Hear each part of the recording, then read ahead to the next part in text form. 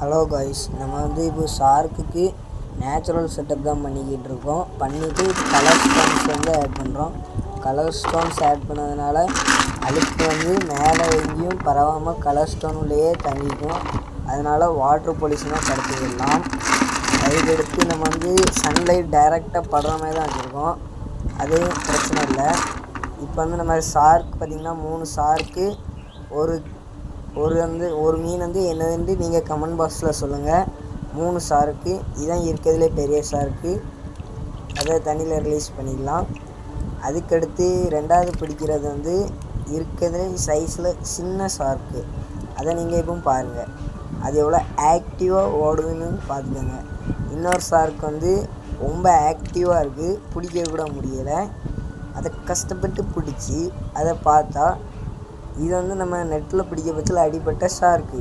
பார்த்திங்கன்னா ஒரு side wings உடஞ்சிருக்கும். அதையும் தண்ணீர் ரிலீஸ் பண்ண பிறகு நம்மளோட